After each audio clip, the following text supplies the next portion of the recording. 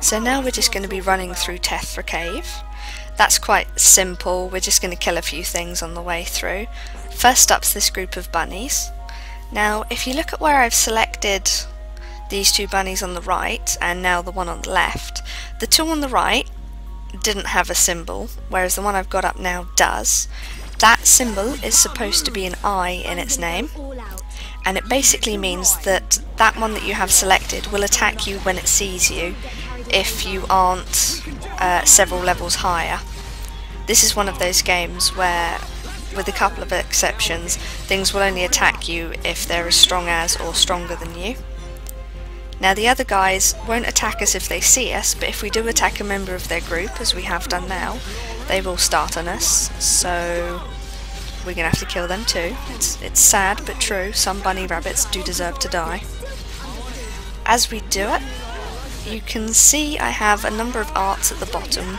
They'll have different symbols. The ones with all the daggers pointed to the side slightly, they all do special effects if you hit whatever you're fighting at its side, so you're flanking it. And ones that point straight up do extra damage if you hit the monster from behind, or extra special effects.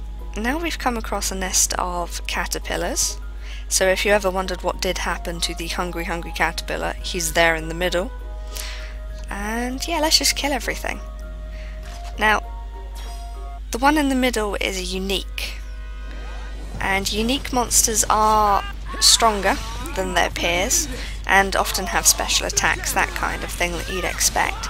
So taking one on normally can be a bit tough, but taking it on with a group, you just die. So what I've done is I used you basically just lob a rock or whatever you want to fight, and it comes to go see what you're doing on its own rather than bringing everything. So here I'm going to do it again. So it's lure from a distance, or peg with rocks, and it scoots over, and I am going to use a chain attack on it. Now there is a bar in the top left hand corner that you may have noticed. It's got 3 sections, and when it's completely full of blue we can initiate a chain attack. So a chain attack allows you to control what each party member does for one attack. So there, I've hit with Shulk, now I'm in control of Rhine, and I've hit with him, and now I'm going to be in control of Fiora, and I'll hit with her. Depending on what attacks you do, you have the possibility of chaining up to 15 attacks and doing many times more damage than those attacks would do sequentially, not in a chain. Being able to time your chain attacks and fill up your blue bar quickly can make or break a lot of the harder fights in the game. The trick to the chain is to use as many attacks in a row that are the same colour. The more attacks you use in a row that are the same colour, so for example arts that have red icons, the higher your chance of getting another move in the chain is. On top of that, the main thing that affects it is the affinity between the 3 characters in your group. The higher the affinity, the more likely you are to be able to chain very long attacks together, and later in the game you can start doing like 100,000 damage in a chain to a boss and stuff like that. And it can turn some things into slogfests, into really quick punchy fights. The problem is, you have to be careful when you do use your blue bar, especially when fighting uniques and boss monsters, because chain attacks isn't the only thing it's for. Each segment of your blue bar can be used up to do a number of different actions, the most important one of which is reviving a dropped party member. If one of your party members gets knocked out, but you have a chunk of blue bar, you can run up to them and spend it on an action to pick them back up again. If the character you're controlling, so the leader of your party, dies and there's nothing in the blue bar, or there isn't at least one whole segment, that's how you get game over. If you do have a segment, someone will run over and revive you, but otherwise you got to go back to your last checkpoint. I'm about to demonstrate both of these things very well against fatty muck legs. I don't know how to make fun of a caterpillar. I don't know if they're vain. And now I'm just going to run around the back of Mr. Bugworm so I can get in my first hit as a backslash.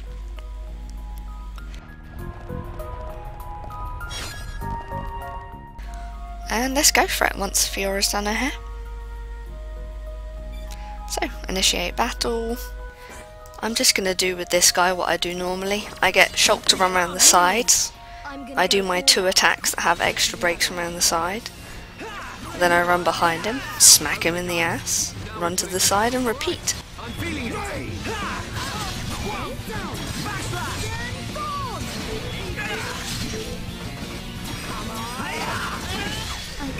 But Fiora's died. Let's go pick her up. So we get the revive prompt when we're near her.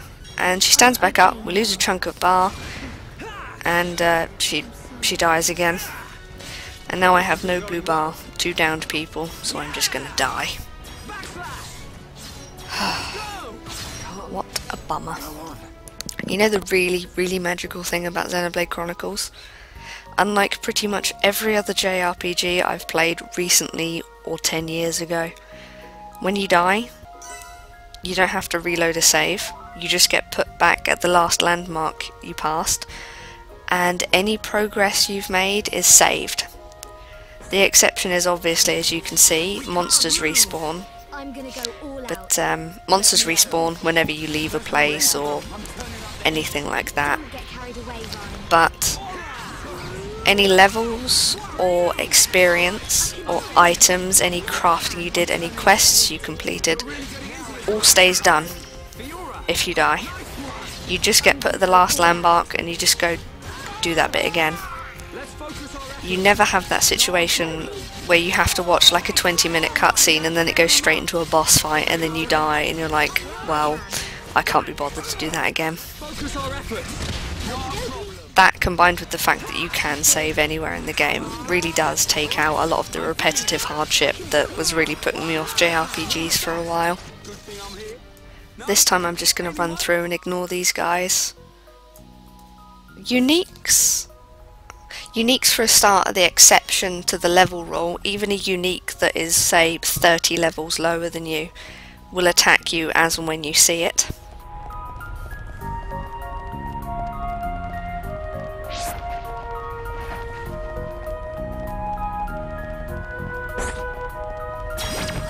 Everyone, let's go! Let me at him. I'm gonna go all out. Chain attack, ready and waiting. We can definitely do this. Powering up. We win. Brogs, as we've just come across now, singing brogs to be precise, are one of the enemies where every variation is an attack on sight. So we're just going to put, if you pull all of them in there, you'll die. This first few area is better just be safe than sorry and try and pull things one at a time until you get to grips with the system. The blue bar, when you're not in battle, it very slowly decreases. So if you manage to fill it up fighting one thing, you want to scoot over to the next thing as quickly as possible so you can use it again. And there's a number of different things that let you fill up the blue bar. The first is occasionally when that B prompt pops up in the middle of a battle, if you hit it, that will give you a chunk of blue bar. Critical hits landing will give you a chunk of blue bar. And I'm sure there's another couple of ways you can do it, but they've slipped my mind at the moment. We also have a talent gauge.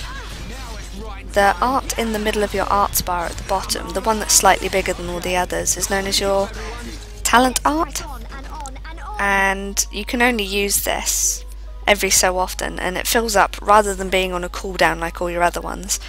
It fills up every time you successfully land an auto hit, and then when it's full you can use it, obviously. And that's really what Xenoblade Chronicles ends up doing with the combat.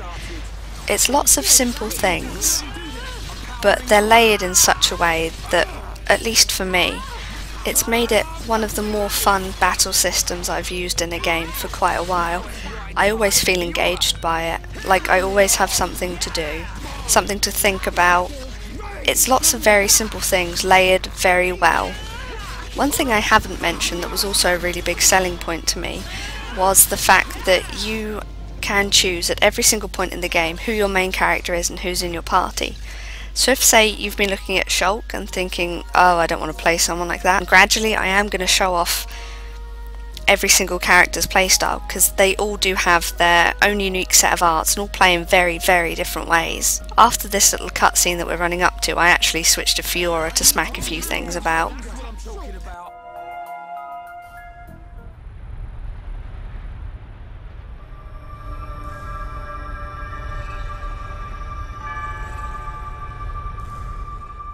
Are these the Magmel ruins? Haven't you been here before? Nope. The Defense Force often uses it for training, but I come here to do research. It's not really a place that people go. Not surprising. There are monsters around here that use Mechon parts as armor. Was this built by the Mechon? I don't think so. There's a path for people to get in. It might have been a vehicle of some kind. Like the Defense Force hover transports. A vehicle? But it's so big. It's amazing technology. I wonder what kind of people made it. I ain't got a clue. Let's keep moving. The ether cylinders are up ahead. Right.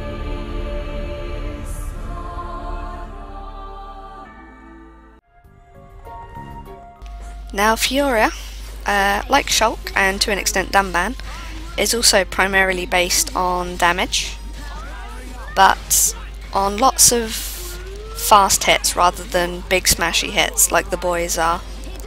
She also has a couple more effects rather than just pure damage arts than the other guys do. She's just as fun to play with, but I really just didn't think to pick her up in the beginning when I first played it through. Hang on, I wonder what this is. I wonder if the giant glowing red thing is a bad sign. Who cares, there's glowies on the floor and stuff to kill. Let's go. So we can obviously see as we go through these lizards, we have to kill lizards. I'm doing it for a quest, it's morally okay. It's morally okay. Oh, they're tiny, I do feel kind of bad. But I get XP, so yeah, fuck it, let's kill them. You may have noticed every time we start a new fight, that bee thing pops up then as well. It works pretty much the same way as it does in battle, and you know, it gives you a boost to your character's hit and crit rates and makes you feel like a wizard of gaming.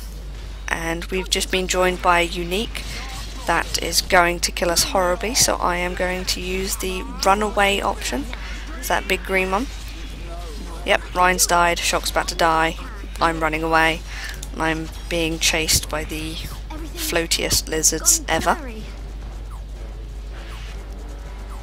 You need to get a set distance away from enemies and they'll stop attacking you. This guy though is fairly determined. But he's not attacking me, so I do think he might just want a hug. But I want him to go away so that my friends will get back up. There we go. I do need to kill another couple for that quest though, so I'll just head back there. I've also just realised that I have at some point already spoken about Battle Affinity. If I haven't, then I'm going crazy, but I'll cover it again in a future update when I've gotten my head straightened out. We only need to kill 5 of these, so I'll just bop these 2 in the corridor on the head. Who else wants some? We can do it. I'm ready. Let me at 'em. Almost there. Right, back. Do it.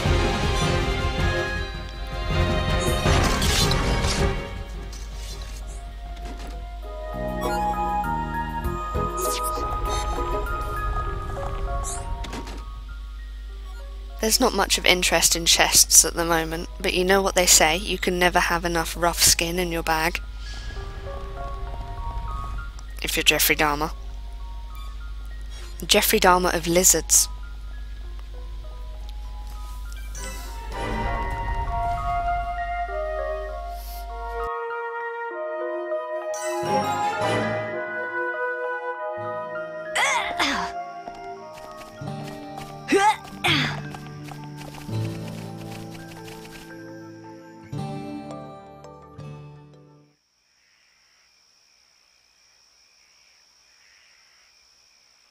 Right here. Thanks for the help, Shulk. I'll start collecting them up. You two hold on a sec. It's full of ether cylinders. Hey, why do we have to come all the way here to get them? Isn't there an ether cylinder fueling station in the colony? Well, refining the ether takes a long time down there. And sometimes cylinderization fails. And there are so many cylinders here for us already. It's more reliable than making them ourselves. Right. And Colony 9's anti-air batteries and mobile artillery are standardized for these cylinders, so they can be used straight away. I see. You know, this place is in good condition considering it's ancient. It might be that there's some form of technology being used to preserve it. It's just a shame we don't understand its secret. Shulk? But I'll solve it one day and show you. If it's just technology that someone created in the past, it's not incomprehensible. We'll come to understand it one day. Don't go trying too hard. We can come and get ether cylinders whenever we need them. Besides, it's a good place for Defense Force training. Yeah, so good that you didn't even want to come here without Shulk to back you up. Anyway, did you collect the cylinders? Yep, all done. Thanks. Just come by yourself from now on. Shh, be quiet.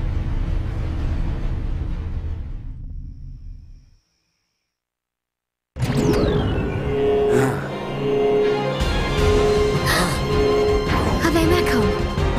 I don't know. But it looks like we'll have to destroy them. In that case, just leave them to me. This fight's a little tougher than the ones we've just done. And I'm actually going to die a couple of times doing it. You will be glad to hear that I cut those out. I'd gotten a bit gung-ho playing, and I'd forgotten that I was level 7 with rubbish equipment. These guys have a spin attack that can hit everyone at once. When something are attacking, a monster or a machine in this case, is going to use one of its art attacks, the name of the art it's about to use appears in its name. Oh, if you look a second there, I did actually die and Shulk ran over and got me up. The AI is actually very good in this game, and I don't ever remember lying around for ages.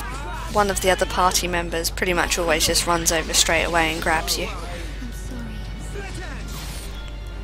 And I die straight away again because I am an idiot.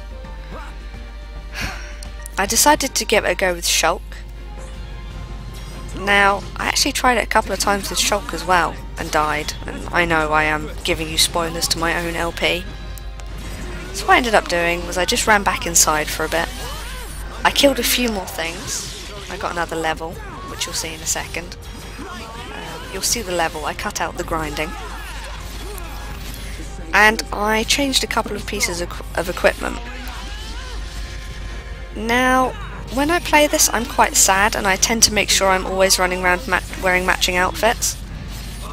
But there was one piece for Shulk that was quite a lot better than the others, and I thought I'd wear it, and then I left it on, and then I spent the whole of the next update thinking, oh god, I shouldn't be wearing this in cutscenes, this is so inappropriate. But it had so much more defense than what I was wearing, despite making no sense. I just really wish I'd remembered to change it. I'm about to die? Yeah.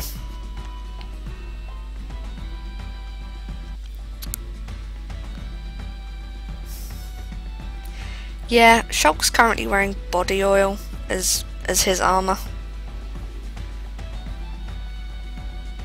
And I spend the next hour of the game dressed like that, and for those of you who know what happens, it's very silly.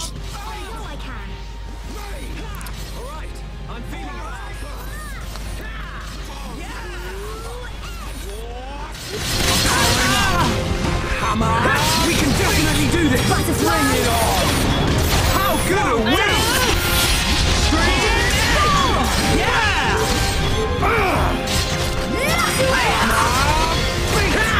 Alright, I'm feeling it! I'll be all up. Glad you're around. Yeah! I can do it! I know I You can can! definitely do this! Gun power! Come on, focus our efforts. I'm on it. Okey-dokey! Bring it on. Backslash! Let's go. I feel Heel. stronger. Let's focus our efforts. Fiora, nice one. I'm gonna go all out.